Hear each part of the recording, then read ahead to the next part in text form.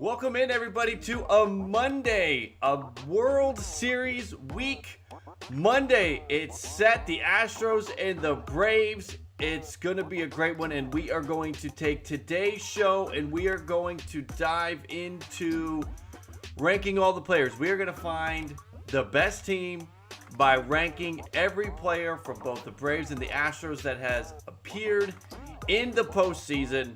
So we'll do a player ranker. We're going to dive into that. We can do a quick recap on the World Series. Did the whole preview, and that is up for full consumption right now. We can do a quick recap to dive into that, and then I want your predictions. Comment below if you are watching the replay, and those that will be with me live in a minute. I'm going to put the whiteboard up, and we're going to be getting your predictions.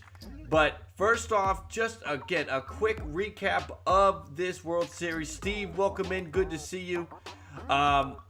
These two teams have not met since 2017, which is kind of remarkable with interleague play and everything. The fact that these two teams have not met in such a long time is again, very surprising. But, being in different divisions, last year you only played teams in your region. So they haven't played each other since 2017, so a lot of unfamiliarity here, which is actually kind of cool, right? That's sort of like an old school baseball thing. Back in the day, you would have a situation where you would have guys that hadn't seen each other, right?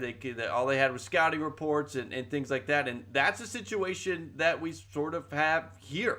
So that's cool, in my opinion. VP Collectibles, I agree with you. I think this is going to be a really good World Series, and good morning to you as well. So, in this postseason, the stat that stands out to me the most for the Astros is their hitting not only with two outs, but also with runners in scoring position. Not together, not two outs with runners in scoring position, but exclusively, separately. Two outs and runners in scoring position. A 360 batting average with runners in scoring position, and a 341 batting average with two outs, and 44 runs driven in with two outs by the Astros. That's unbelievable. Braves got to slow that down. Yordan Alvarez is one of the hottest hitters on the planet. He was your ALCS MVP. He was really good in this in the ALCS. Let me move a couple things around here. There we go. All right, so we've got Yordan Alvarez has been great. Altuve, really remarkable with Altuve about how he's not, look at his batting average, he's not doing that well. He's only hitting 200, but he's been on base 15 times and he has scored 15 runs. He has a 100% on base to run scored ratio, which is unbelievable. He has been fantastic. Jose Altuve has. Looking at the starters, if you're going to give an advantage to one team, I think you give the advantage to the Braves over the Astros. Just the names, the big, we know the guys on the Braves, right? Morton, Ian Anderson, Max Fried. The Astros are sort of the, I don't want to call these guys the new kids on the block, but Urquidy, Alvarez, Valdez, not household names.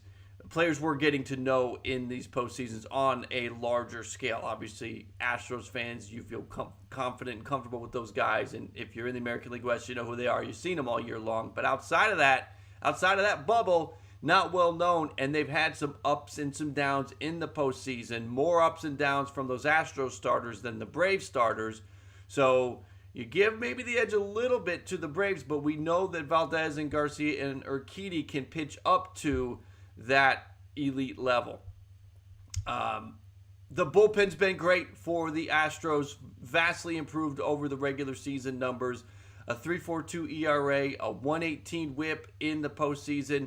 Stanek, Maton, Graveman, Presley, Christian Javier have all been getting the job done when they've been coming out of the pen. They've been great. I gave you my X factors in the full-blown preview, and those were the starters for the Astros. That might sound like the easy way out, Valdez, Garcia, and Urquidy, but it's not that overpowering star power of Cole, Verlander, and Greinke that you might expect if you're just checking into the Astros for the first time here with the World Series.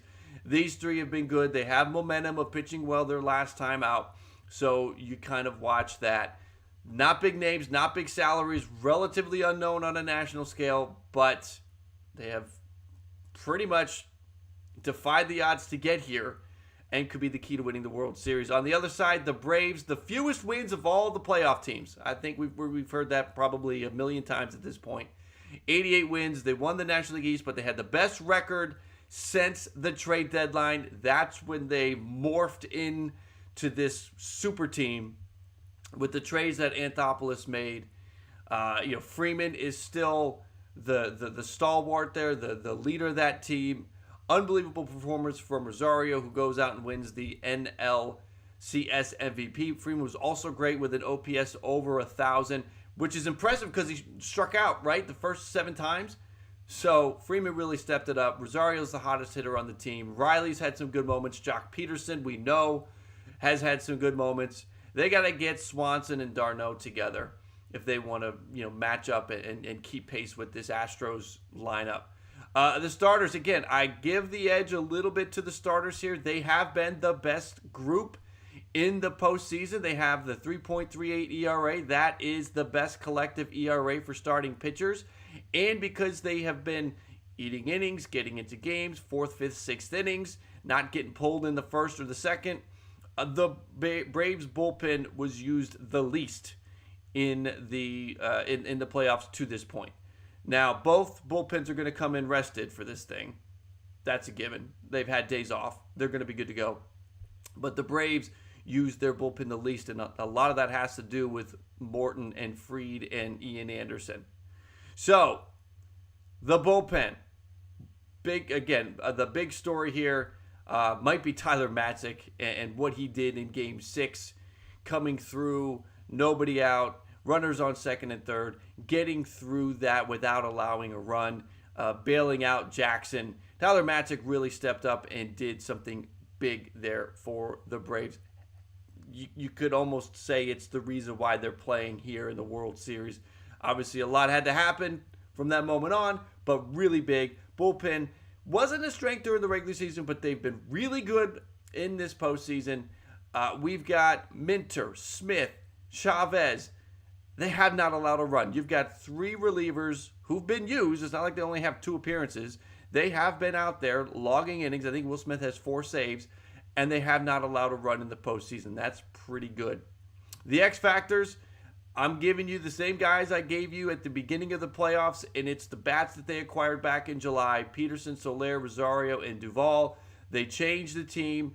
Again, they morphed into this incredible team, best record in baseball team since the trade deadline. So I'm going to keep it with them. They make that lineup longer, tougher to pitch to. You've got lefties and righties in there. Rosario and Jock, the lefties, Soler and Duvall, the righties. And being in the American League Park for the first 2 games and the last 2 games, if it gets there, that helps the Braves because all 4 of them can play. They get the DH, so that's going to be important to watch. How does Houston win? If they keep hitting like they've been hitting with runners in scoring position and with 2 outs, I don't see how they lose, especially if they get some good quality pitching from Valdez and Garcia and Urquidy. So that's big. How do the Braves win? They got to get to those Houston starters. They got to score early in games. Talked about it. The batting average in the first 6 innings of a game, 266, 30 of the 40 runs scored in the first 6 innings. So that's the starters. That's the middle relievers. When they get to the back ends, when they're facing the back ends of the bullpen, from the 7th inning on, the batting average dips from 266 to 209. So the Braves got to get the damage done early. Again, that gets back to getting to the starters. And that lines up with the Astros ERA this postseason. Innings 1 through 6, the Astros ERA is 5.55. From the 7th on, it's 2.25. So there's your opening. There's your window. If you're hoping for the Braves to win the games late, it's going to be tough. The odds are going to be stacked against them. So that's what they have to do. There's our quick recap. I would love to get your guys' predictions. Like I said, I'm going to bust out the whiteboard here. I'm going to update the banner. I would love to get your predictions for this thing. So let's move this over here. Let's get the whiteboard out. And again, I'd love to get your predictions for this thing. Who do you have winning? I have not made up my mind yet, but I would love to get your predictions. Throw your names up on the board with who you've got coming through with this thing. Let me look at a couple comments. Steve, Minter, and Matic were awesome as they have pulled this team through holding this down. No doubt about it. Jackson, here's the funny thing about Jackson is during the regular season, he was one of their most dependable pitchers, which is why they went to him in Game 6. He was one of their most dependable pitchers. It has not worked out in this postseason, though. So like I said, I do not have my prediction down. I don't know. I'm gonna go through this player ranking and come up with my predictions. VP Collectibles. You have Atlanta in 7. Steve. You have Braves in 6. Anybody watching have Houston? Give me your prediction and put your name up on the whiteboard. Houston in, I got to move something real quick so I can see your comment. Astros in 5. That is a bold prediction, my friend. 5 would be quite an accomplishment. I'll say that. I feel like this thing goes. I have 6. I think it's gonna go 6, but 5. That's confidence. That's confidence. Anybody else in there want to give their prediction? We'll leave the whiteboard up throughout, so as people kind of trickle in, they can put their prediction down.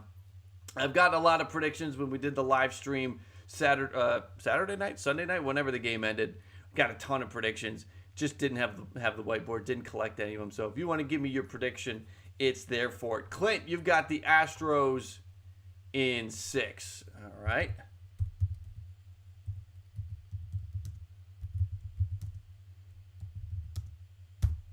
That's a fair. Again, 6 is something there.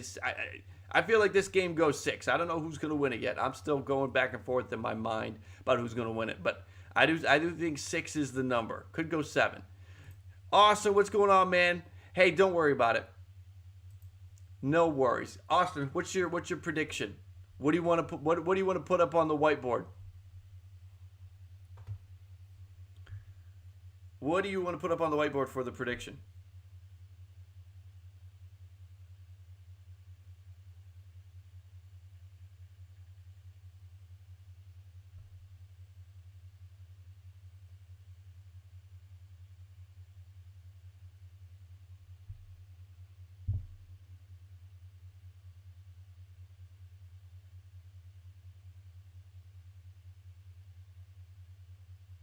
The comment about the Cardinals manager, Ali Marmol, as their new manager, was the bench coach last season, well regarded within the organization, was the favorite from the start. I think they're having their press conference right now, or they had it an hour ago. Yeah, it's fine. Yeah, I mean, the internal thing, Steve, with the comment about it being internal, it's fine. I feel like the Cardinals, that franchise is all about running running it through inside anyway. So much of that team on the field was through the system, so it's not a surprise that they would stay within the system to get a manager. Austin, you've got Atlanta in 7. John V, you've got Astros in 6.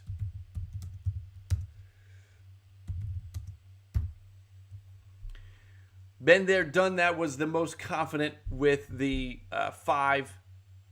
Houston in 5. I think it's going 6.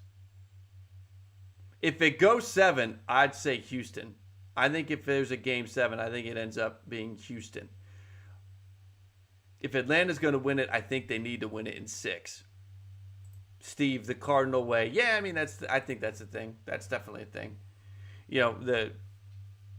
You look at that team just off the top of my head, Arenado, Goldie came from outside the organization. but so much of that team is homegrown.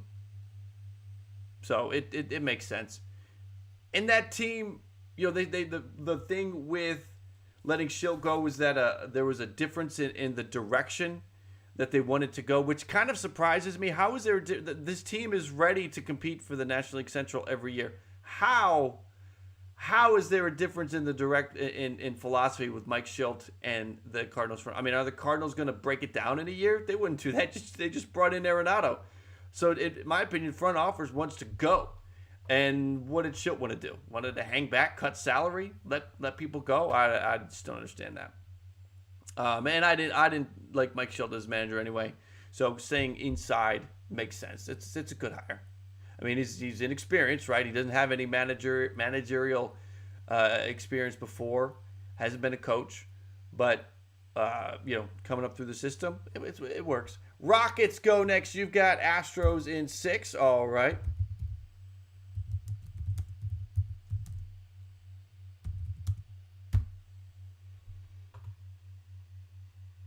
Been there, done that. The series is about redemption for the Astros. No disrespect to the Braves, but Houston will turn it up to 11.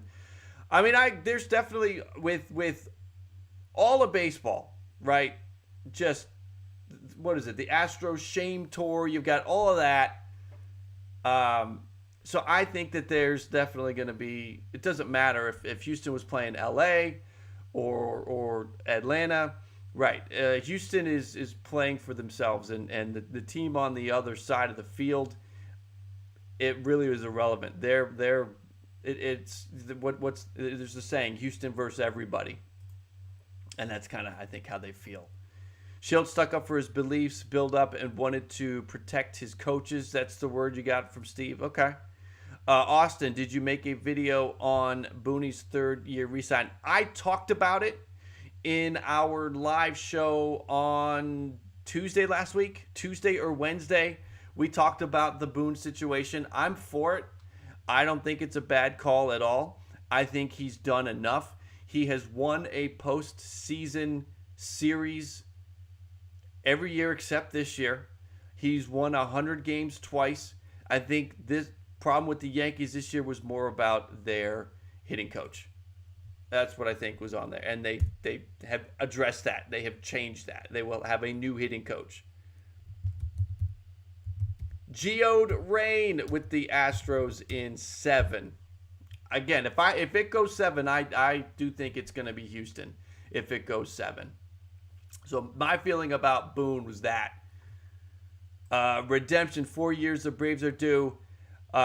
They come up as right, but the Braves also don't have, every city in the country booing the hell out of them every time they show up, right?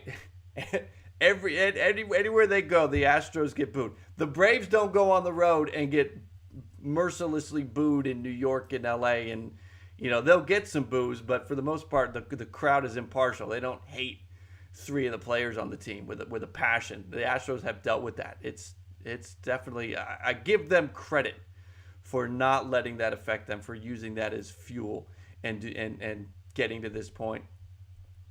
Steve, down with the evil empire, the LA Dollars.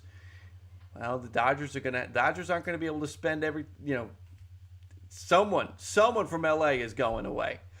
We do have about 20 people in here, so make sure to hit the like. If you haven't hit the like yet, please do that. It's a great way to support the stream, support the channel. So hit that like if you haven't, and give me your prediction. Where are you going with the World Series? We're going to get into this. We're gonna rank every player from both sides, and that is how I'm gonna, I think, be able to come up with my prediction. I really go back and forth between Houston in 7, Atlanta in 6. I keep going back and forth. That was their choice. I agree. That's very true, Steve. That's the bed that they made, and they sleep in it. I get it. It's still tough. Just to get crushed every time out.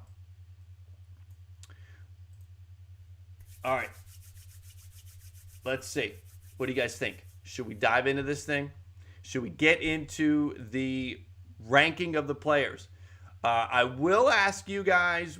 I'll open up another whiteboard. You might completely disagree. You might think some of my predictions are completely egregious with respect to how everybody ranks, where everybody falls with this player ranking situation. You might think that I was drinking last night when I put it together, and that is perfectly fine. You are allowed to feel that way if that is how you feel. But I put the team together like this, with this in mind. That what if I was building a team and I was drafting from these teams? Where would be my pick? So I went, when I was putting it together, 1 through 54. We're going to go through this 54 to 1. But I went through it 1 through 54. Who am I drafting if I'm putting together a team? So that's how this is all put together. Geode, I think if the Astros take the first 2, they win the World Series. I think, right. Good point. I think whoever, if we have a 2-0 lead, if someone's jumped out to a 2-0 lead, I think that team wins the World Series. I don't know if anybody comes down from 2 games to nothing. We have Carlito's Way. Cooler. Astros in 5. All right. Carlito's Way. Cooler. Houston 5. All right. You're going to keep them coming. We are going to lose the whiteboard for a minute, and we're going to dive into the rankings. So let's lose the whiteboard. The whiteboard can come back when we're done with this, and we'll get back into that. But let's get into this. We're going to rank them. Astros, Braves, 54 to 1. I put this together again. Who am I drafting if I'm putting a team together based on not their career, but their performance in this postseason? So this is a real-time ranking of the players. Let's get into it. 54 to 40. There's not a lot of star power here. There's not a lot happening. Let's see. And you can keep the predictions coming in, because even though the whiteboard is off the screen, I've got it on my screen and I can update it. George, I see you with Atlanta in 6. So I'm going to update the whiteboard. It'll come back when we're done. So 54 to 40. Dylan Lee, I think he's pitched 1 game. Brooks Raley has not been that great for Houston during the season or during the postseason. Then we got Webb, Arcia, Pache, Gore. We're talking pinch runners at this point. Yimi Garcia, that's a big name to be down here. That was a trade piece that they acquired at the deadline. They were hoping for more. They haven't gotten much out of Yimi Garcia. Garcia has struggled. You would have liked a lot more. 6 games. 7 runs allowed for Yimi Garcia in the postseason. William Contreras, the backup catcher for the Braves. Then Adrianza, again, we're looking at like a pinch hitter, pinch runner situation. And we'll only need pinch hitters for 3 games. So pinch hitters won't be that important in this World Series. Won't be as important as the NLCS anyway. Then we have Luke Jackson. Again, Luke Jackson was one of the best pitchers for Atlanta's bullpen during the regular season. ERA in the 1s was tough to hit, but I don't know if the moment's becoming too big for him or what. It is not working out well for Luke Jackson. So he comes in at 45. Chris Martin has not been that great for Atlanta. We got Camargo, Yanoa. Yanoa, really would have expected more from him. Yeah, we haven't seen him a lot in the postseason. He hurt himself in the regular season. He's just not there. Number 41, Zach Greinke. Zach Greinke, I think we'll see him come out of the bullpen. He could start a bullpen day. You could see Houston Game 4 throwing Greinke out there if they're going to roll with the bullpen. Jake Odorizzi. I think that if you were a Houston fan, you would have liked to see more from Odorizzi. He gave you a lot of innings during the regular season. Not a whole lot has been given in this postseason. Jake Odorizzi, just that one appearance when he was bailing out Luis Garcia in the ALCS, went 4 innings, gave up 7 hits, 2 home runs, 4 runs allowed. So Odorizzi just seems flat right now. So he is number 40. Let's get to the next batch. We're going 39 to 26. So we're going to start to get some names now. Number 39, Aldemis Diaz. He could be pinch hitting for Houston. He does have a good bat, could come up big. Drew Smyly, if the Braves got to do a bullpen day, could get some good innings out of Smyly. He gave you some good innings against the Dodgers. And listen, if you can give good innings against the Dodgers, there's some credit there. Ultimately did take 2 earned runs. The bullpen gave up the base runners that he left with, but Smyly was good out of the pen. Heredia, Taylor, Siri, Chavez, again, we're sort of towards the back of the bullpen, the extra pieces of the bullpen, some pinch hitting pieces with Siri there and Heredia pinch running. Chavez, though, for Atlanta, coming in at 33. Again, he has not allowed a run. 5 appearances, 4 in a third, 3 hits, no runs allowed. Hasn't been that dominant, just 2 strikeouts. Has walked 2, but Chavez comes in at 33. Kendall Graveman, Dansby Swanson. For Swanson to be 31 is a disappointment. He is the lowest ranked regular hitter in this team, in this situation, in the ranking. He has definitely been struggling for the Braves. They are going to need him. Houston really doesn't have any holes with their lineup right now. You could say Maldonado, but Maldonado, the problem there is that he has, if he's going up against Charlie Morton anyway, he's done well. So you need to even the playing field, and to do that, they're going to need something from Swanson. Swanson in the postseason just hitting .237. He's only driven in 1 run. He's only scored 3, so they need something from Swanson. So that's why Swanson's at 31. McCormick at 30 is kind of a low spot there, because McCormick has been good. I actually like what Chas McCormick has done for Houston. I really felt I looked at the Astros situation, especially after they traded Straw away. I'm like, they need a center fielder big time. But Myers and McCormick have been good. McCormick 6 for 19, 3 runs scored in this postseason. So he's been good. 316 batting average in the playoffs for McCormick. Not bad. Maton, Urquidy, Garcia. We get some Houston pitchers there. We get 2 of the 3 starters for Houston, Urquidy and Garcia. I have Garcia this low because he's a rookie. I worry about what Urquidy does in, I'm sorry, not Urquidy, but Garcia. Garcia, 3 starts, a 9.64 ERA. I understand a lot of that came in his start against Atlanta, where he gave up the grand slam. I think he gave up 5 runs in the first inning. I get that, and I know he pitched well in the clinching game against Boston, but he still finishes just outside of the top 25 at that number 27 spot. And d'Arnaud, number 26, the final player outside of the top 26. If you noticed, we got 2 Atlanta bats, prime bats, regulars, finishing outside of the top 25, outside of my top 25. No Houston regular bats finishing outside of the top 25. That tells you something there. But Travis d'Arnaud, like Dansby Swanson, at least hitting, has struggled. I know he's had some good moments behind the plate defensively, all that, but just a 194 batting average. He, like Swanson, has only driven in 1 run. He struck out 13 times, has Travis d'Arnaud. Now, Austin Riley has struck out more times than d'Arnaud, but Austin Riley is at least driving in runs. He's scoring runs. He's hitting home runs. d'Arnaud is giving you absolutely nothing with the bat.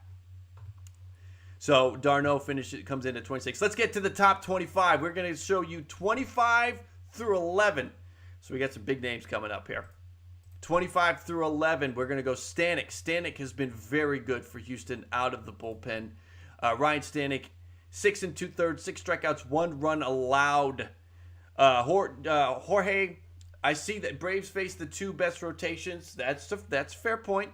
This would be an opportunity for d'Arnaud and Swanson to break out, because the pitching should get a little bit lighter. So you get Stanek 25, Maldonado 24, Presley 23, Ryan Presley at 23. That's a tough go. 6 games. He's only allowed 1 run. He struck out 8. He's been good out of the bullpen. We're getting some good names there, okay? It's tough to be this far down. You could make an argument for some of these players to be higher, but we got, we big names coming up here. So we have Presley 23, AJ Minter for Atlanta. AJ's been really good. 7 1/3, no runs allowed, 11 strikeouts. Still, he's in there at 22. But AJ Minter has been very good. I don't want 22 to sort of overshadow how good he's been. He's been very good. Adam Duvall comes in at 21. Duvall sort of up and down through the postseason. He's had some good moments. He's gone into some ruts. But ultimately, Duvall with a 654 OPS, 8 hits, a home run. I think he comes up big for the Braves. He'll be out there again. Won't have to worry about the DH or one of their outfield bats sitting in the first couple games. So we'll get Duvall, we get Soler.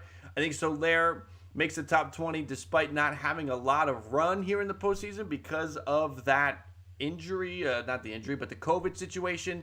But he's probably going to lead off, and he's going to have a big role. When he was acquired at the trade deadline, it was him and Duvall who went absolutely nuclear for the Braves after July 30th. So I think he could have a big series here.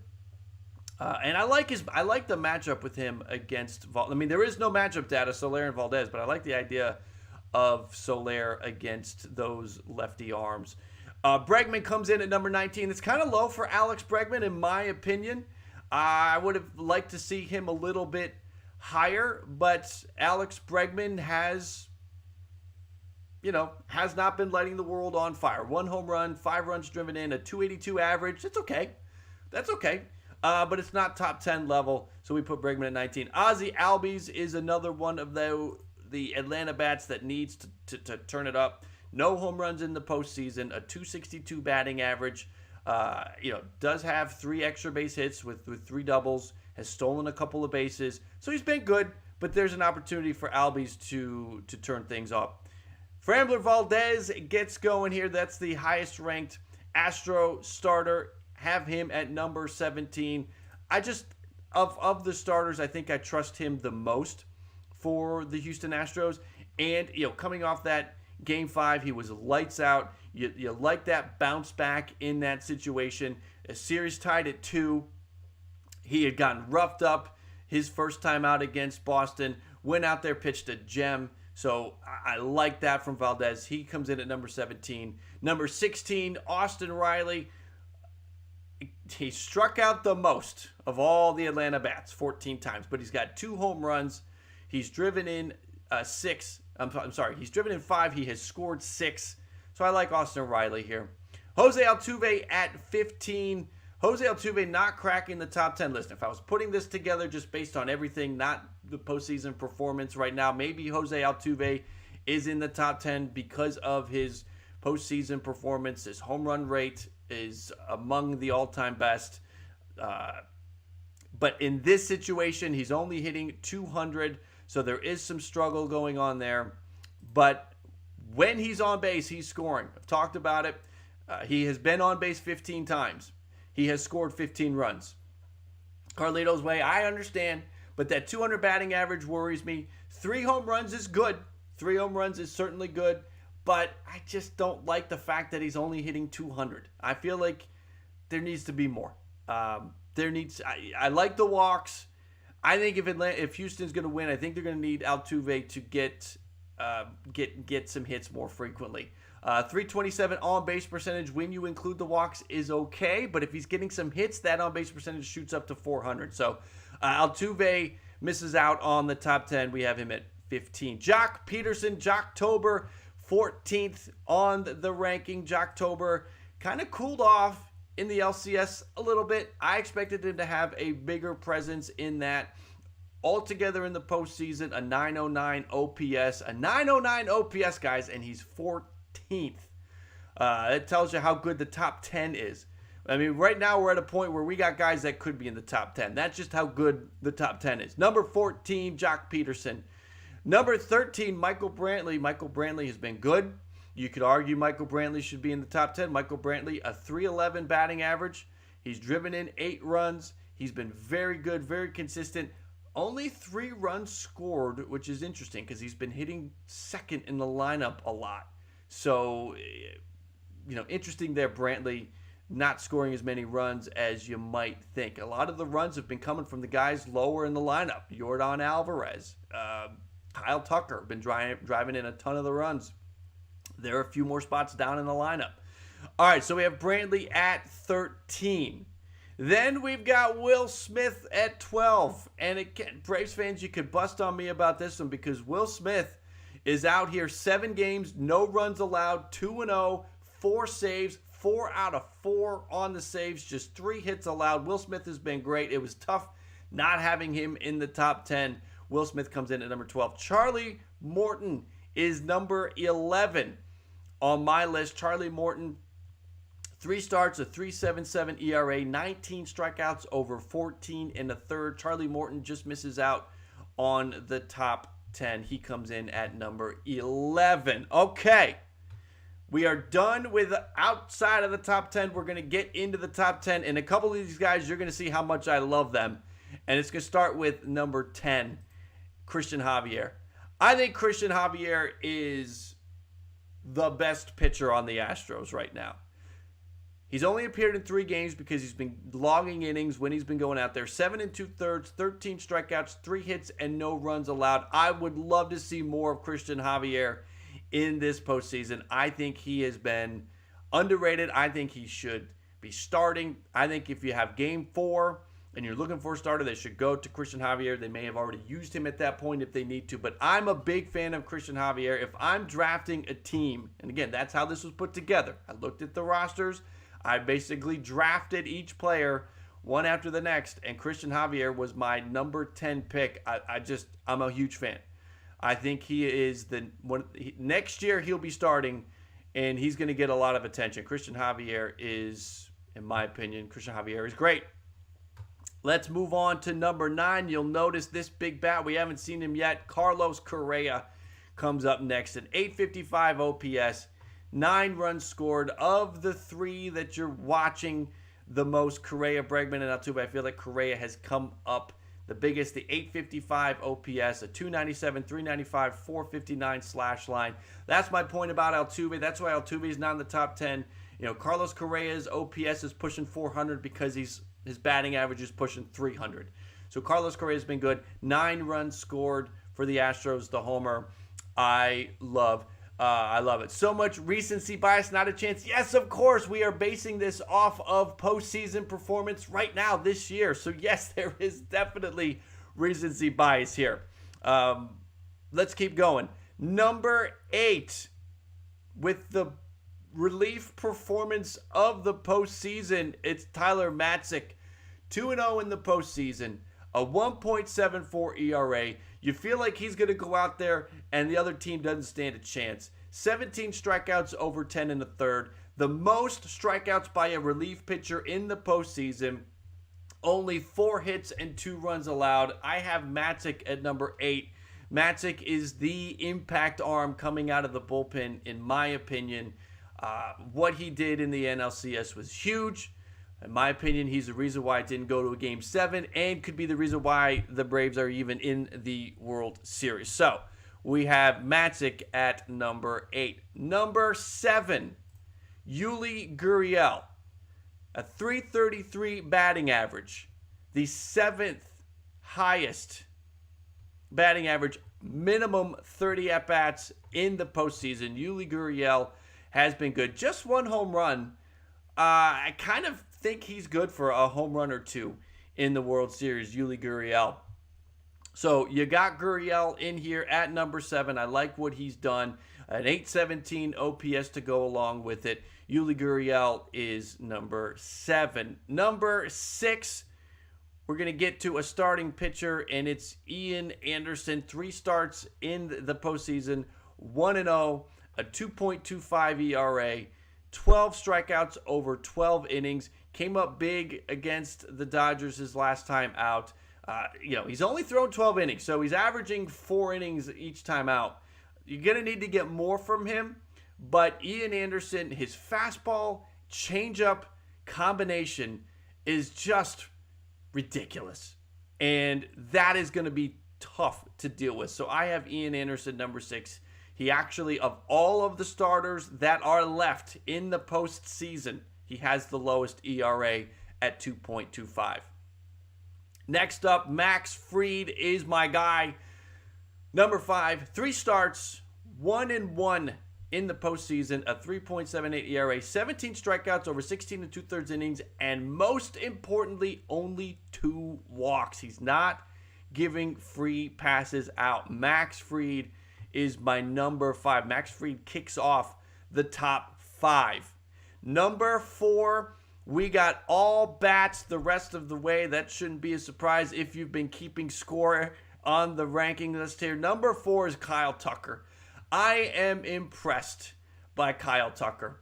So he is the postseason RBI leader at 15. And listen, I understand at this point, if you are the leader in RBI or strikeouts or any counting stat, it's because not necessarily you're the best, but your team is still playing. You're still playing. But that says something too. That's got to count too. He altogether 15 RBI, the most out of the postseason. 20 total runs contributed.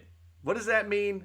That's a new stat that I'm pushing out that I made up. Runs contributed takes your runs scored, adds your RBI count, subtracts the home runs because we don't want to count the runs twice. So 20 total runs contributed, either scoring them or driving them in from Kyle Tucker. That's impressive. That also leads the way. So Kyle Tucker has been great. 4 home runs, a 934 OPS, and on top of it, 3 stolen bases. The Astros leader in steals at this point in the postseason. So Kyle Tucker, I'm a fan. I think he has been great. He is number 4. Showing you just how much of a fan I am of Kyle Tucker. I think the Astros, the Braves, need to watch out. I do like the matchup, Fried against Tucker. I think that works out well for Atlanta, but Anderson, it's going to be tough. Tucker against those righties. Next up, number 3, Freddie Freeman, the leader of the Braves, postseason walk leader. He has 10 walks in the postseason. He has an OPS, more importantly, over 1,000. He's hit 3 home runs. Freddie Freeman is an important driving factor for this lineup. And, 10 hits, 2 doubles, 10 walks, 12 strikeouts. But he had that stretch where he struck out 7 straight times to start the NLCS. But he still bounced back to have a good, productive series. So we have Freddie Freeman, number 3. Number 2, you guys know it's coming down to the 2 leaders from from both series, right? I'm going to get to it, but first, hit that like if you're just hanging out. Hit that like before I give you the top 2 and you have a reason to dislike the video. Hit that like, guys. We have about 50 people watching, so I appreciate you guys being in here for this. I hope you're enjoying this middle of the Monday, or if you're on the West Coast, early Monday content. So hit that like. Do me a favor. It's big support for the channel. Let's get to number 2. And it's not a knock to be number 2 at this point because it's the 2 hottest hitters on the planet. Number 2, I'm going to go Yordan Alvarez, ALCS MVP, postseason OPS leader at over 1,300. Our number 1 guy's not far behind.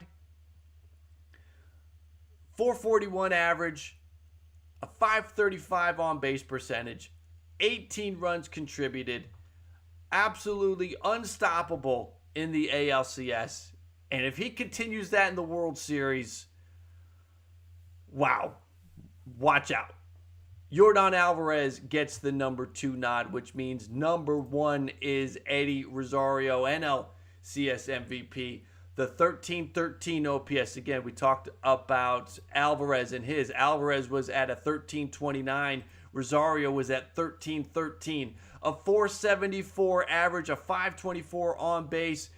The batting average between the two. So you had Alvarez at 474. You had Alvarez at 441. You had Rosario at 474. 3 home runs, all coming in the NLCS. Yordan Alvarez, I think it is 2 home runs for Yordan Alvarez. 14 runs contributed. Eddie Rosario gets the number 1 rank. Again, this is how am I drafting a team? That is what was put together with this. How am I drafting a team? And if I'm drafting the team, I'm picking Rosario 1 and I am picking Alvarez 2. One of the reasons I'm doing that, okay? And I have Rosario over Alvarez. Rosario was going up against a tougher pitching staff than Yordan Alvarez was, okay? Yordan Alvarez was going up against the Red Sox. The Red Sox have a lot of holes in that pitching department.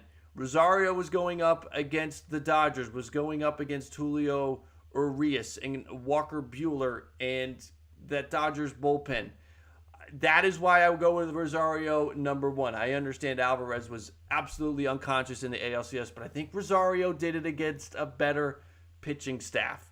So that is how we get to the ranking. Let me know what you think.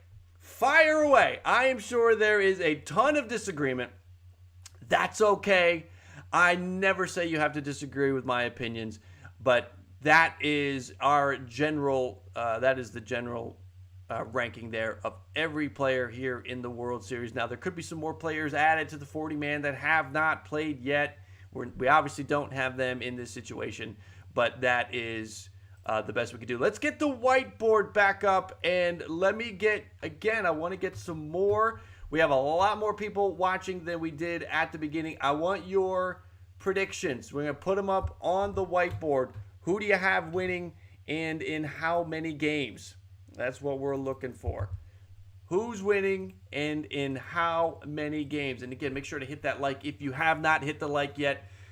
Poke it, tap it, smash it, whatever. If you can hit the like, it really supports the stream, supports what we're doing here. And again, appreciate you guys being here. The 11 o'clock East, 8 in the West thing is something we started last week. Doing it this week. Plan is to be back tomorrow. Tomorrow we'll kind of do a Game 1 preview. All right. Now, this is good. We have, again, because we have more in here, we're going to get some quicker predictions. All right, I'm going to move my mic a little bit. Marco with Astros in 6. We've got Steve, I got you, Braves in 6. Not a chance. Both top two should regress. Rosario's normal numbers considerably worse. I understand, not a chance. No doubt about it. There will be some regression. Other players are going to step up. Mbala, Braves a cute story, but got injured team and definitely punching above their weight. You could say that, but there are teams that have punched above their weight before that have won the World Series. Sports Gamer, you have the asterisks in 6. So, I mean, are you serious about that? Are you going Houston in 6? You have to let me know.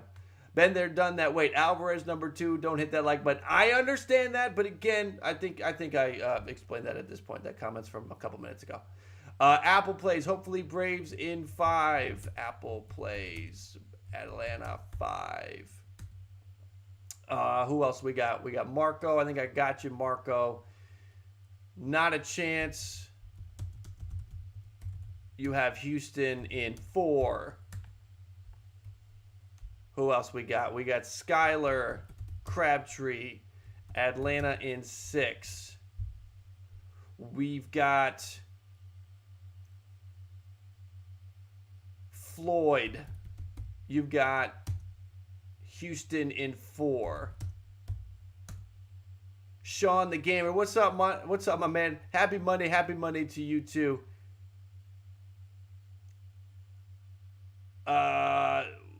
You want Aaron Judge, 9 years. Yeah, lock up Aaron Judge. That's the end of the day. They definitely need that. CJ is awesome. You've got Atlanta in 5. And Freddie Freeman winning the MVP.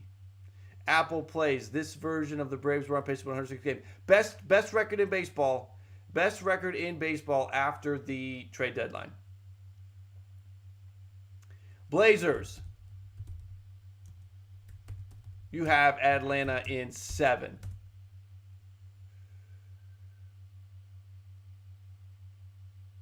George or Jorge, I apologize if I don't have that right.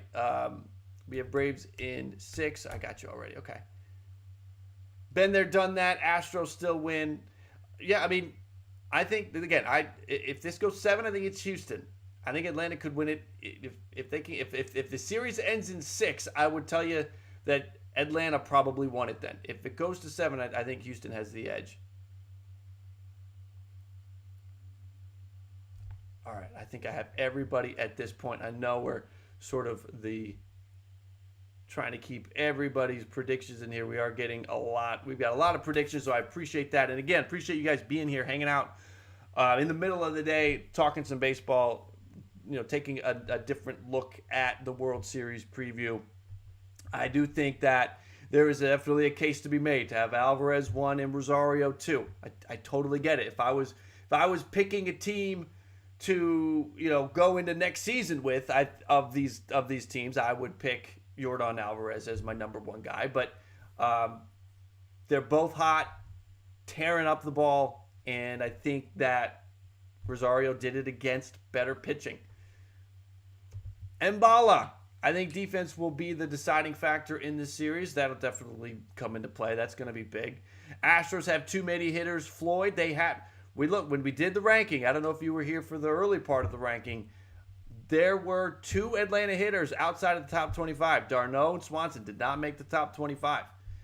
Altogether, Atlanta had 3 hitters in the top, or 3 players in the top 5. Houston had 2. It was split in the top 10. Houston and Atlanta both with 5 players in the top 10. And in the top 25, we had 10, 11, 12, 13 Braves and 12 Astros. So it was kind of split. It was very close, very split. Skyler, would you lean under the games or more high? High score. I think that this will be high scoring. I do think this will be high scoring. I think that there's a lot of offense coming to this World Series. I do think it'll be high scoring. That's for sure. Yeah, keep the predictions coming. If you haven't given me a prediction yet, keep the predictions coming. Would love to know who you got. Side note, do you think the Dodgers front office pulled their hair? I think that the Dodgers front office, I wouldn't want to be in that meeting to start the offseason. I think that I think some people are going to get. It's just the Dodgers' disappointment is, certainly up there. Steve, you got Toronto winning in 4, Guerrero MVP. God, I wish that's what was happening. I do wish that was the case. Unfortunately, it is not. Maybe next year. There's always next year. Let me look at something real quick while we're doing this. Guys, keep the comments coming. Let me know what you think. Again, I did say, if you look at the rankings and you have the biggest right now, what I'm seeing in the chat, the biggest argument is that it should be Alvarez 1, and we should have had Altuve in the top 10. What else would you change?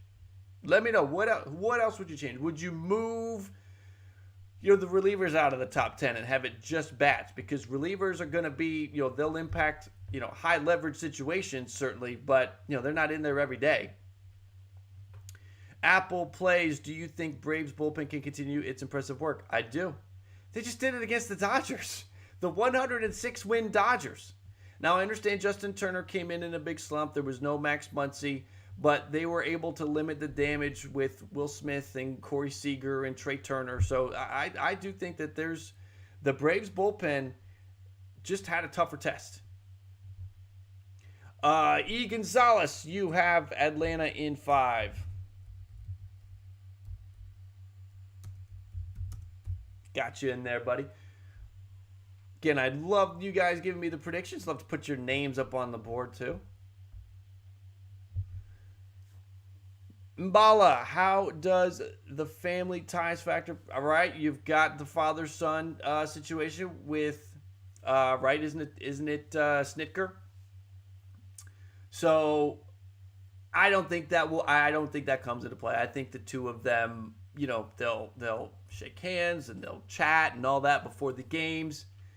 But I do think that it ends up, I don't think once the games are going and when we are in, what's happening between the lines, I don't think it will make, it'll make a difference. Jacob, you have Houston in 6, okay? I think we have, let me just look at this. We got Atlanta, 1, 2, 3,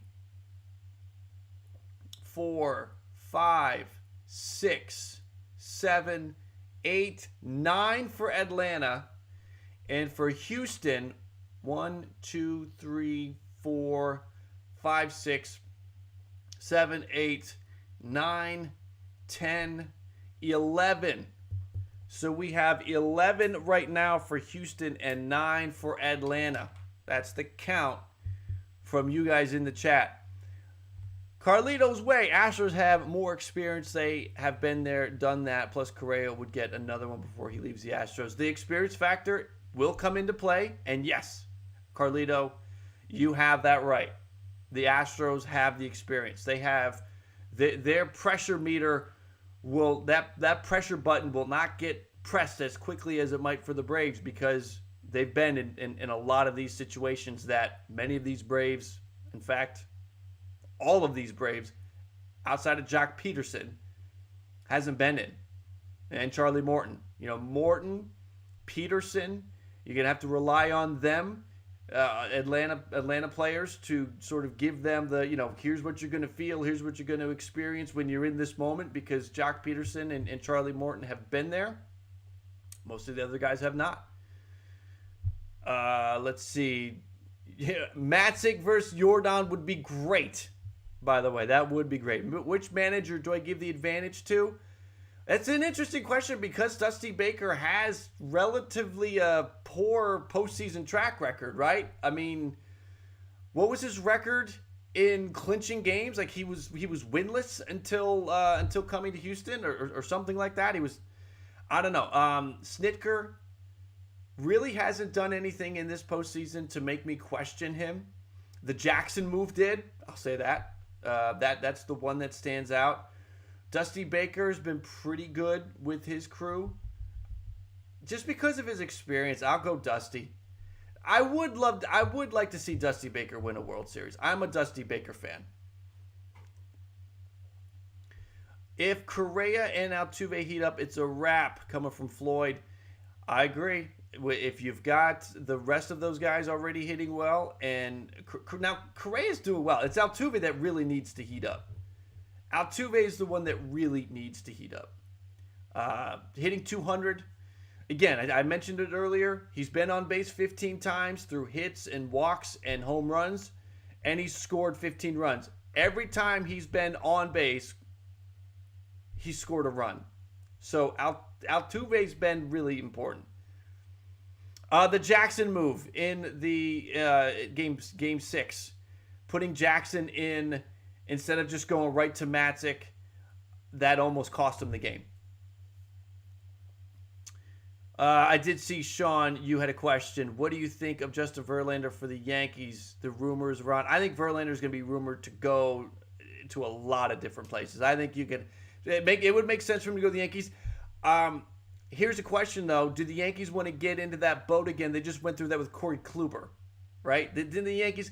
I know Verlander, Kluber, you're kind of comparing apples and oranges, but you're comparing a guy that missed time to injury, is trying to make a comeback, is aging.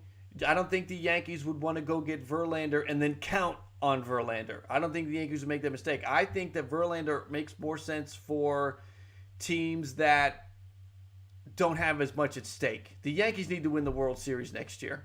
Right? We can all agree that. For their fan base, their franchise, their goal is to win the World Series. I don't know if Verlander is the play. I think Verlander is the play for a team like... A team that doesn't have to win the World Series next year. They all go in trying to win. But a team that realistically knows, all right, we need to take the next step. Maybe we can make a run. We've got the pieces to maybe make a run. That kind of a team. So... Yeah, I see Detroit could make sense. Maybe a reunion in Detroit. I could see him maybe going back to Houston for 1 year. There's a lot of teams that might only want a player for 1 year. I think the situation like that. Toronto could be a Verlander situation. If if they don't get Robbie Ray or Steven Matz back, maybe they try to get Verlander for 1 year, and then he's done and gone. Steve, you've got Verlander back to Detroit. Floyd, you have a blowout in Game 1, 9-1. Okay, yeah, that would be a blowout. Mbala, 19 World Series for the Astros was a great letdown. They will not overlook Atlanta. Ironically, they were favored in that series too. Yeah, Washington came in.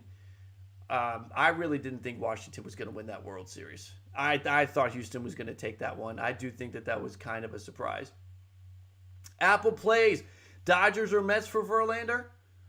I don't think the Dodgers, but the Mets, yeah, sure, Mets. I don't think the Dodgers because the Dodgers have so much money they have to spend. Verlander's not going to want to come and play for cheap. Verlander's probably going to want like $20 million bucks, which would be insane. Maybe he lands closer to 10, but I think Verlander's he's going to want to get paid, and the Dodgers have some big financial decisions to make with Kenley Jansen, Scherzer, Kershaw, Seager. Big decisions to be made for the Dodgers. So I don't think the Dodgers work.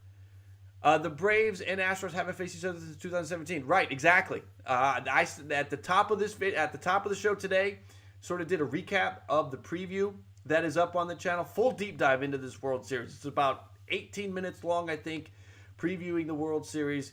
And that is a note that I had. They had not faced each other since 2017. The only pitcher that is on either team from 2017 that's still there is Lance McCullers, and we know McCullers is not playing in the World Series. So that was the only, back then the Astros were throwing out Garrett Cole and Verlander and Keuchel, Fires.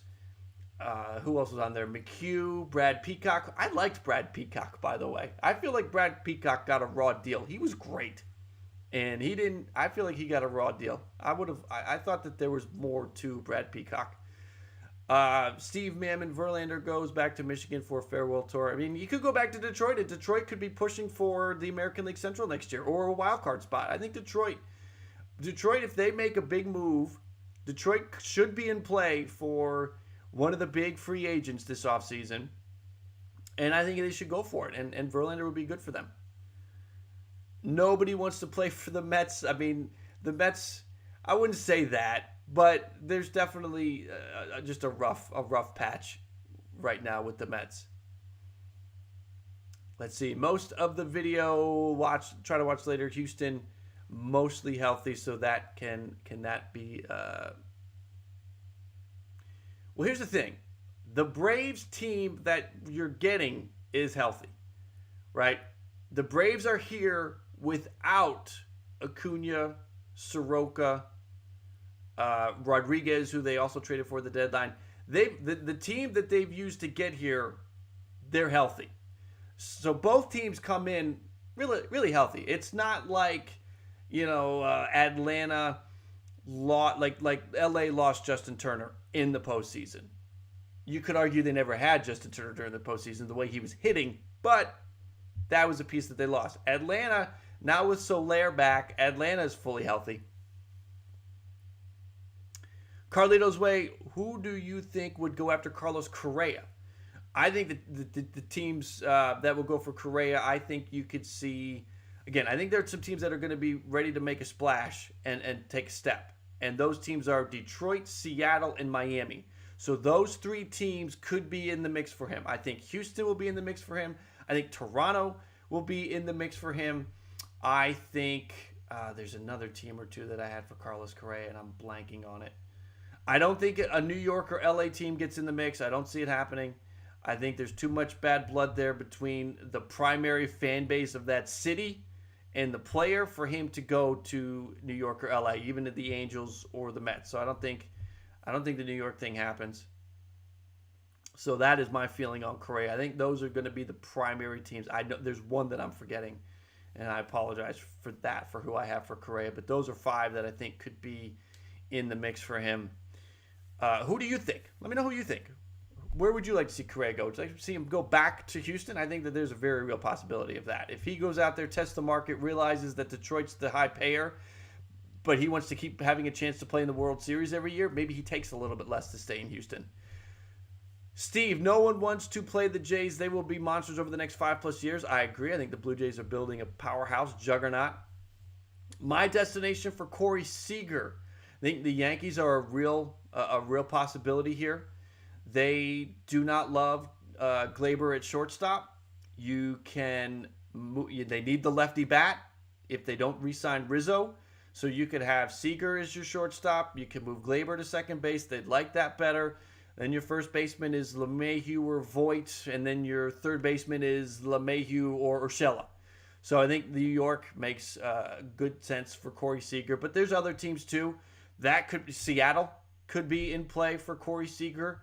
Miami could. I think Miami's gonna make a move. I think whether Miami goes and gets Seager or Story or Correa or Simeon, I think Miami goes and gets something done, and Seager could be one of them. They have not spent a lot of money. The window is going to open, and this could be the splash that sort of forces the window wide open. Steve, true, both Turners. L.A. Correa is just punching his value. He will be back in Houston per his right. I see what you're saying there. Yeah, I think that there's a greater chance he ends up back in Houston. Why would he want to go somewhere where they're just opening the window and it's not a guaranteed thing? You know, if he's back in Houston, it's going to be a guaranteed thing. They're going to be the favorites in the West, and they'll keep cranking. They have a rotation that is young that they can build upon now. It's not old, right? It's not it's not guys that have a contract expiring at the end of the year or next year with Valdez and Javier soon, Garcia, Urquidy. The bulk of that rotation for Houston should be in place for a while. Stay there. I think Correa should just stay in Houston. Where does Story go? CJ, where are you thinking? It's a lot of the same teams for a lot of these. I think Story could be in Toronto. Story could be with the Mets if the Mets do not re-sign Baez. Story could go to the Marlins. Story could go to the Mariners, the Marlins. There's a lot of there's maybe 6 or 7 teams that I think will be vying for those middle infielders, and they're all kind of the same. And it just depends on who drops out. Now there's some that I don't think will go certain places. Like I don't think Simeon goes to the Yankees. I don't think that Correa goes to the Yankees or to LA. I don't think that what was the other one I had? I had a couple others. There's a few instances where there's a few teams or a few players that I don't think go to a certain spot, but for the most part there's 6 or 7 teams that will be the big suitors, and those will probably be the names we hear about all year long, all offseason long for all these guys. If the Angels don't sign Max Scherzer or Robbie Ray, baseball fans should riot for wasting Mike Trout and Shohei Ohtani. Well, it's not just, Scherzer or Ray, sure, they're going to go for them, but they could go for Kershaw. They could go for Kevin Gausman. Gausman's a free agent. There's other pieces, but I get your point. Your point is that if they don't go out and get a starter or 2, I think they need 2, then you're right. They should take the franchise away. From the GM should be fired, the ownership group should be pushed out. They should take the franchise away and put somebody in there that knows how to win, because they're wasting time there. Mbala Correa will not go back if they win the World Series, period. That's the checkbox he's wanting before he gets paid. Well, let's just see how much he gets paid and where he goes. Not a chance. A big thing too is Correa's wife is from Houston and she wants to stay. It's going to be on Crane whether he pays up. I do think money matters. It is too far off. If it's too far off, that's a good point. Good point. Not a chance. Jays will pull the string on Simeon, 3 years to $23 million a year. That would not be a bad deal. That would be a good deal for the Blue Jays, and maybe Simeon. I feel like Simeon could, if a bidding war happens, get his asking price. Again, you're probably going to be looking at that 3-year period, right? But I think he could get the AAV up to 30 if there's a bidding war that breaks out. And it's really going to depend on how the dominoes fall. If the Mets get in on it because Baez goes to somewhere else, if Baez goes to Miami and Simeon is still out there, you could see them. There's a lot of things that could happen. So I think if you're the Blue Jays, you want to re-sign these guys quick. Because you don't want that to happen. You don't want to be players up. Think about your fantasy drafts. Anybody that does an auction fantasy draft, when you get to the last elite guy at the position, whether it's football or baseball, the quarterback, the starter, the closer, that guy always goes for more because the urgency's there. There's still a bunch of teams that need that position, that need that player. So the price goes up. If you're Toronto or if you're any team and you want to get the move, it's smart to try to jump first. In my opinion, it's smart to jump first. Do you think the Giants will re-sign Chris Bryant, or do you think the Mets will go after him? I think there's going to be a lot of teams in the mix for Chris Bryant, and I think Chris Bryant is going to get a bidding war going. I think Chris Bryant, there's a dozen teams that could go for Chris Bryant because of his versatility, because you could put him at third, you could put him anywhere in the outfield, and that he checks off a box for a lot of teams. Now, he will be the teams that won't go for him are the teams that won't want to go 5, 6, 7 years. That could eliminate a team like the Blue Jays. They may not want to go 6 or 7 years for Chris Bryant. That could eliminate a lot of teams. But I do think Chris Bryant could be in the mix for the Mets if Baez does not resign. CJ, Cardinals maybe for Story? Maybe, but I just don't know how much more the Cardinals want to spend. I really don't. And do they want to try to add more to the rotation, right? That helped them this year. Happ and Lester, they're both free agents. You're going to have Flaherty. You're going to have Wainwright. How much more does Wainwright have is an interesting thought. You got Dakota Hudson. You got Mikolas. I don't know. I feel like St. Louis, if they're prioritizing money, should prioritize for the rotation first. And if they go get Trevor Story, they're adding to a department that they're already good at. Nolan Gorman's hanging out there, right? Like, how far away is Nolan Gorman? I don't know if Nolan Gorman could play short, but you got a situation where I think you would be adding in the wrong department if they went and got Trevor Story. Steve, Seager, Story first. High money, that opens up. And he likes the chemistry in Toronto. You're talking about Simeon. I gotcha. Let's see. Matthew, man, I've cried myself to sleep past 2 nights because of the Dodgers. They failed me. Corey Seager isn't clutch. Mookie isn't clutch. Belly carries. It's not Matthew. It's not that bad. Seager's clutch. You saw that last year. It just didn't happen this year. I mean, it just didn't. There was no Max Muncy. Justin Turner was terrible. Trey Turner, I don't know if the lights were too bright. I don't know what it was, but Trey Turner could have been better. Betts was good. You know, it just didn't click. It just didn't click this year. Steve, Bryant will stay on the West Coast. Even if he stays on the West Coast, there's a bunch of teams on the West Coast that could be in play for Chris Bryant. And he didn't have a monster. He had a much better year this year than last year, but it wasn't a monster season. So he's not going to be able to ask for crazy money. He's going to get good money, but it's not going to be crazy, one of the top salaries that are given out this offseason money. Let's see, Matthew, why the Dodgers fight Bauer and not fight for him? I don't know what's going on with that Bauer situation. Who knows what's going on with that Bauer situation? Is he back next year? He's got the player option. He was doing on his YouTube channel watch-alongs for the ALCS. He did not do one for the NLCS. I don't know. See, Carlito's way. Astros will win the World Series. Just shut all the haters up. I'm out. Take care of Carlito's way. Have a great day. If you're new, you're just finding the channel, make sure you subscribe and come back for more of the live content. Right now, the live streams are confined to when it's needed, and this time of day, there will be live streams are going to continue. We'll kind of grow that as we get into the off season. So make sure you subscribe, stay close. I really enjoy conversing with you guys, you giving me your thoughts, me having a chance to have a back and forth. I enjoy that. So subscribe and come back. Steve, no team is doing 5+ years right now, not through. Well, you got a lot of 20-somethings in this free agent class. 27, 28-year-olds. Those guys could. I think Corey Seager could get 5+. I think that Trevor Story could get 5+. There are some guys that could. There may only be a handful of salaries that do that, to your point. Thank you for the sub, George. I appreciate that.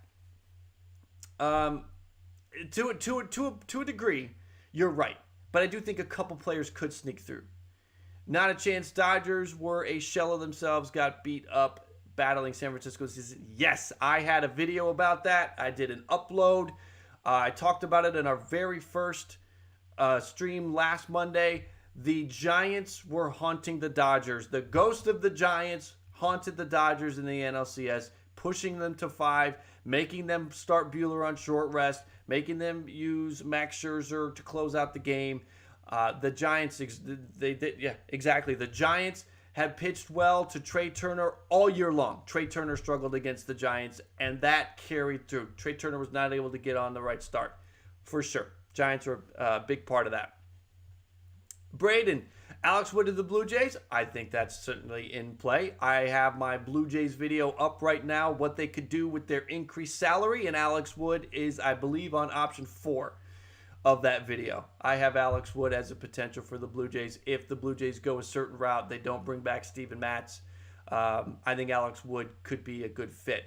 Alex Wood could be somebody that signs for like $6 or $7 million later in the offseason once sort of the dust settles and he's trying to pick his position where he wants to go, where he has a chance to win. Steve, cannot wait until early December virtual GM. Man, it is insane when we get into that time of year. Unbelievable. All of that with rumors and player signing and everything. I love that. I love that time of year. Do you think the Cardinals sign more bullpen help too? Everybody needs bullpen help. I've already gone through and assessed what I think every team needs. Everybody needs bullpen help. There's about 5 teams that need to go out and get a closer. Everybody needs to add bullpen help. And there is a ton of bullpen arms that are out there. So it's going to be available. Everybody needs bullpen help. Derek, you have the Astros in 6. Let me get you on the board, Derek.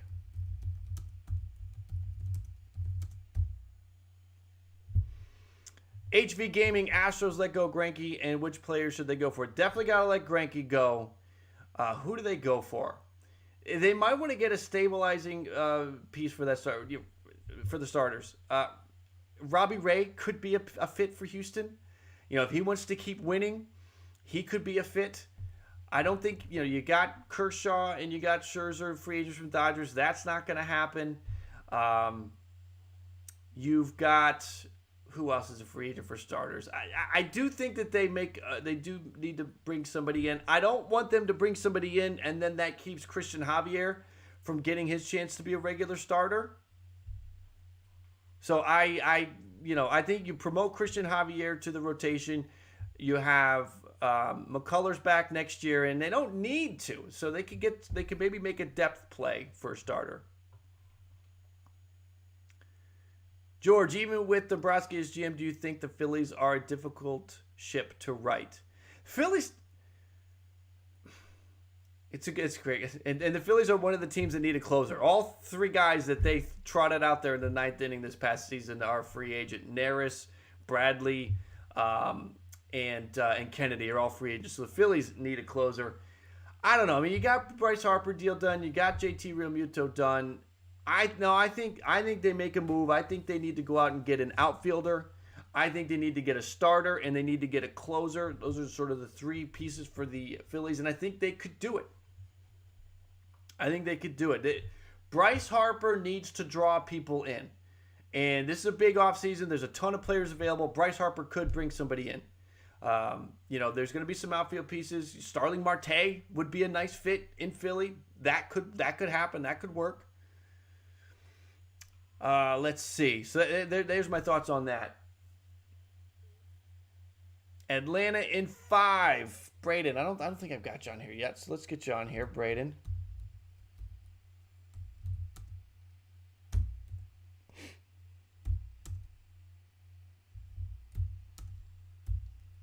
And we've got Let Me Pipe. Thank you for the prediction. You've got Houston in 5. I do think Houston in 5 or 4 is a rather bold prediction. We've seen it a lot. I'm going to bring down, I'll make this a little bit smaller so that we can try to get everybody up here. There we go. Now we can fit more on here. I still haven't made my prediction. If it goes 7, I think it's Houston. If you were to tell me the World Series ends in 6, I would probably say, well, then Atlanta got it done. I don't know why. That's how I go. Steve Mammon, you got Marte going to San Francisco. That's a definite possibility. I'm going to have a video where I have my top 10 free agents. Marte is in my top 10, and I do think the Giants could be a finalist for him. Where do I think Castellanos goes? That's going to be a great question. Because he had the player option, and we weren't sure if he's going to opt out. It looks like he's going to opt out. I think anyway. There's so many teams that could make a play for Castellanos. There's so many, and he'll be sort of late to the free agent party because he had the player option. There's so many. He's an outfielder. Everybody could use some outfield depth or some outfield upgrades. There's so many places he could go. I do think he picks a team that is in the championship window.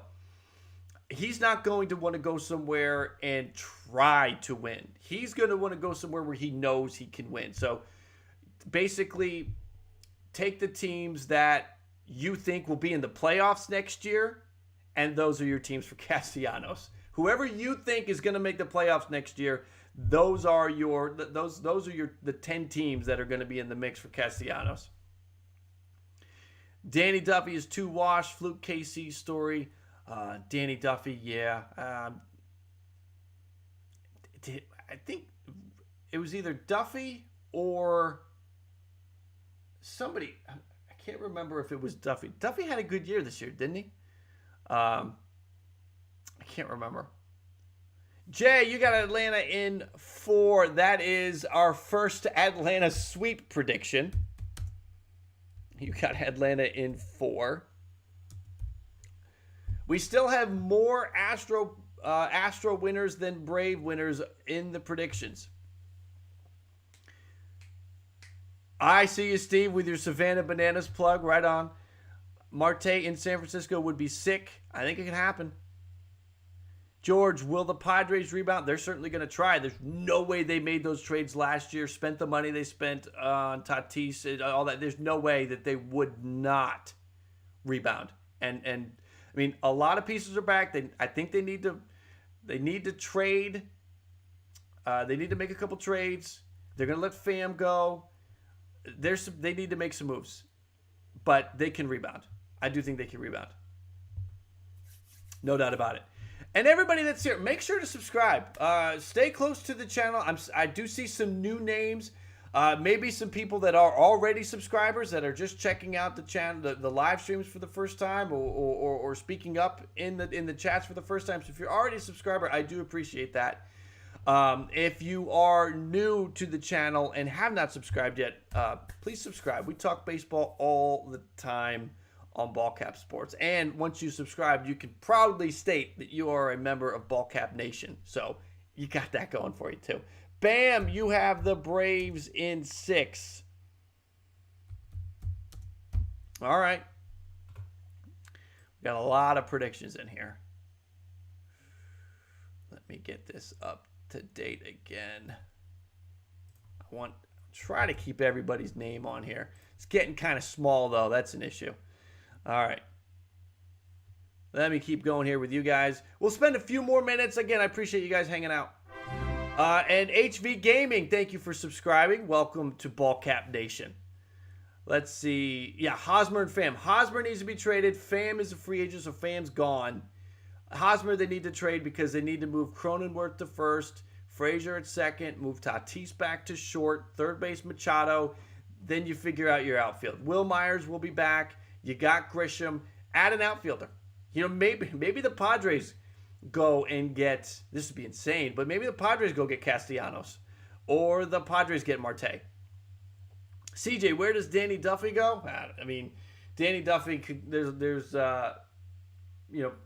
insert anybody. I think anybody could sign Danny Duffy. I don't think that he's got a situation where anybody's going to be clamoring for him. Danny Duffy will probably end up back in Kansas City. Tigers are going to be filthy. Let me pipe. I do think the Tigers are going to be good. They are knocking on the door. They're getting ready to compete. And that AL Central is going to be up for grabs next year, I feel.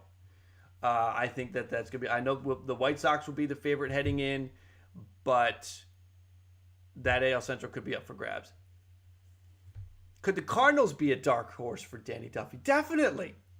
Most definitely. Oh, Danny Duffy. Let's look up Danny Duffy's numbers. Just for fun.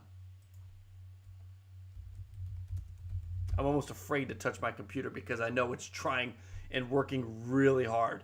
So I'm staying away from things like baseball reference and things like that because my computer is working really hard to keep the stream up. I feel like I've got, this thing's being held together with rubber bands and duct tape right now. Let's see. Jared, how much is a World Series win worth to Freddie in free agency? I don't know. That gets into the whole question. Do you think that he's actually going to leave Atlanta? I don't see how Freddie Freeman leaves Atlanta. I don't see it. I think Freddie Freeman is back. Not a chance. Danny Duffy is the perfect Houston random signing. I agree with that. That does sound like a random Houston signing. Yes, and hit the like, everybody. Hit that like. If you have not used your like yet, Steve, with the reminder, please hit the like and let's get this thing up to as many likes as we can get to before we wrap for the day. Danny Duffy this year, 2.51 ERA. The best ERA he's posted since 2014 was 4-3, 13 games, 12 starts.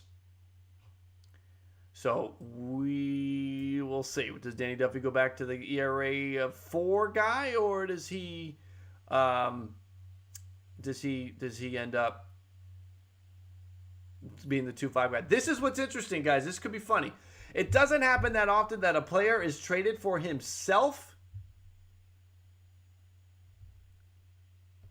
I guess Duffy's a free agent, so this isn't going to work. So, you remember, Danny Duffy was traded to the Dodgers. He never pitched for the Dodgers, okay? This is kind of funny. He was traded to the Dodgers for a player to be named later. If he had a contract for another year, I could see the Dodgers trying to force Danny Duffy back to Kansas City. Doesn't happen that often where a player is traded for himself. But I do believe that is still out there as a player to be named later. I don't know if that player has been announced. So, yeah, if you remember, Danny Duffy was traded to LA. Do you think the CBA will cause a lockout, George? There's the question. I am not optimistic about next season starting on time. I hate to say it. I am not optimistic about that. HV Gaming, do you think this Astros team has another 2 or 3 more World Series in the next 5 years? Depends on who stays. Correa wants out. Does Altuve leave at the end of his deal? How does the pitching mold together with a lot of these young guys? Potentially. But if Correa wants out, if this exodus continues, Springer last year, Correa this year, the next year, eventually you're not going to have another top prospect waiting in the wings, right? They've rebounded well from Cole leaving. They've rebounded well from Springer leaving. I think you could still argue that center field kind of is a hole. And I like what Chaz has done, Chaz McCormick, and I like what Myers has done in center field, but you still kind of feel like there's a hole there. There would be a hole at shortstop if Correa leaves. Now, this would be a year to go bring somebody new in, right? Correa could be out. They could bring in somebody new. This could be Javi Baez. It could be Trevor Story ending up in Houston. But I do think that it'd be interesting to see. That's a good question. That is a good question. And HV, I think I got the alert that you are a new sub. So thank you for the comment. Thank you for subbing. Let's see. Yeah, Jared, I don't think there's any way Freddie leaves. Danny Duffy goes back to be assistant manager at the Jiffy Lube. Hey, again, wasn't a bad year for Danny Duffy. 2.51 ERA over 12 starts. So, he's got that going for him. But, yeah, I mean, his ERA has been was in the 4s the 3 previous seasons. But there was the comment earlier that Danny Duffy's sort of the under-the-radar move to Houston and ends up putting up good numbers. Duffy also, here's another one. Duffy, I don't know how this has turned into a Danny Duffy conversation, so kudos to you guys. This is what you guys can do, is the chat. Giants. Why not the San Francisco Giants? The San Francisco Giants know what they're doing, and if Danny Duffy does in fact have anything to offer, the Giants will find it. They found it with Descalfani. They found it with Kevin Gausman. Alex Wood was great for them this year. You can see it. You can see it. Derek, Altuve and Bregman have expiring contracts within a few years, plus Jordan and Tucker reaching free agency. Like they'll bring Jordan and Tucker back. That I don't worry about that. But the Altuve thing, the Bregman thing, do they want out? I do think it's weird that Springer, when his time was done, he was like, I'm out of here. Correa, he's like, my time's done, I'm out of here. Why do they want to leave? They're winning. I don't understand. I really don't understand that. Somebody explain that to me. Why do they want to leave? Let's see here. Chris Taylor is underrated. I agree with that. I underrated him last year. I took a whole bunch of heat for it. We were talking about trades and the Dodgers, and I mentioned that Chris Taylor was sort of, what did I say? He was an extra piece, or I said something that didn't go over well with a few Dodger fans, and I took a lot of heat for that because I was not putting – what I was trying to say was that Chris Taylor was not on the same level as Justin Turner and Mookie Betts and Cody Bellinger and Corey Seager and things like that, because we were talking about trades for the Dodgers and that Chris Taylor could be included in a trade. That Taylor did not have the same value as those guys. But it was taken the wrong way, which happens all the time on here, and I took some heat for that. That video's still out there. You can find it. I think it might have been when they were talking about Arenado to LA. I think I broke down a potential trade and had Chris Taylor in there, and I talked about Chris Taylor as an extra piece or a B player on the team kind of thing. I don't know. It was again. Took some hits. I actually think Altuve will stay as an Astro. Springer was interesting because he was the first player that was heading out from that 2017 team, and it really didn't appear to slow down his market. Correa is younger, and Correa is almost going to be testing the waters for for guys like Bregman and Altuve, because Correa should get paid. Correa should get a 6 or 7 year deal and get paid. Will he? Do teams look at what he has done, being associated with the 17 team? Is there stink there? It'll be interesting to see what teams offer, how many teams get in, what teams rule themselves out. You know, Jose Bautista a few years ago was trying to catch on with a new team. He was talking with the Orioles. It was a fit. But the Orioles were like, our fan base hates you. We can't sign you. Does that happen here with Correa at all? And would that happen with Altuve if he ever tried to leave? So an interesting point. Bregman, Altuve, Tucker, and Jordan all have 3 years of team control or contract.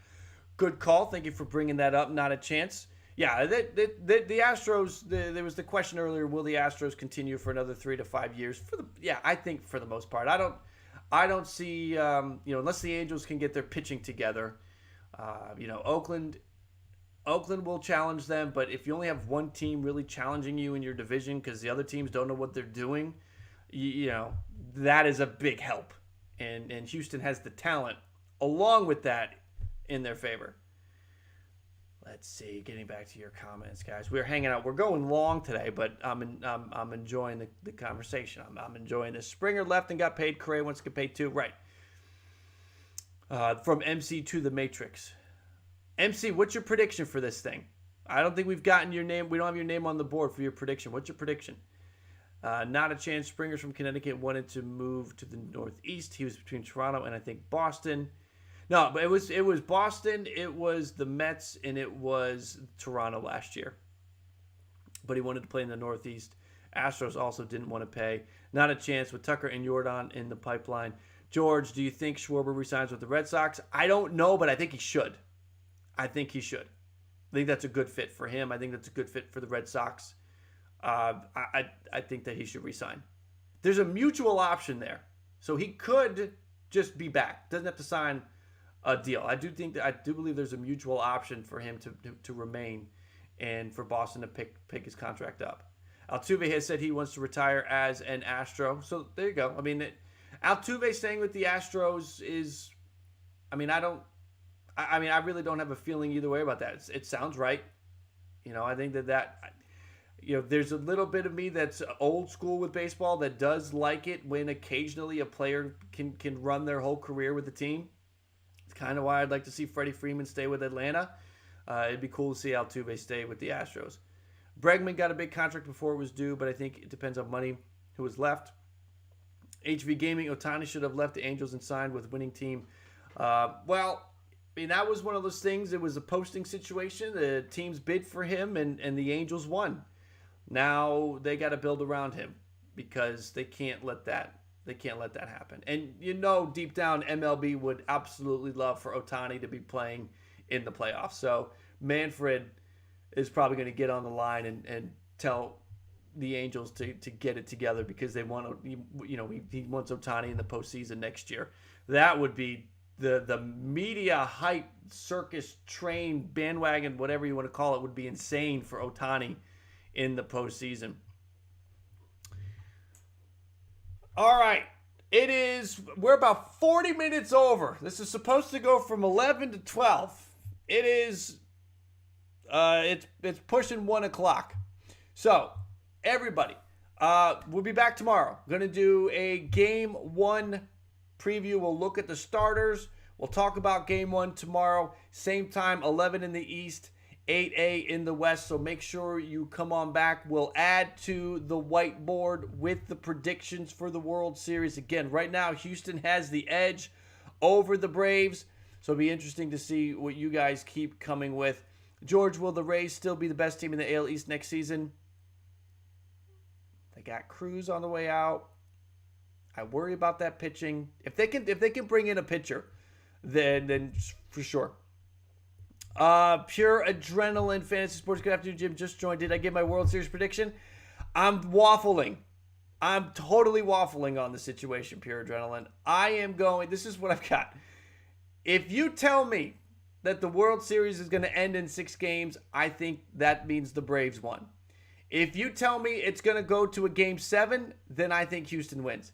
I'm totally waffling. I am not giving any solid prediction. I will give a prediction before the first pitch is thrown.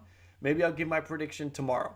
I've looked at it. We've previewed it. We did the player ranker, which is now completely buried in the stream. I'm going to have to put a timestamp on this thing so people know where to find that player ranker.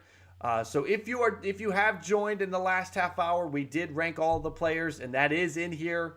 You might be able to rewind. I don't know if you can rewind when we're live. I don't remember. I think you can. So you can go back and check that out. But I'll also, again, like I said, this will upload, and I'll put a timestamp so people can jump right to that player ranking.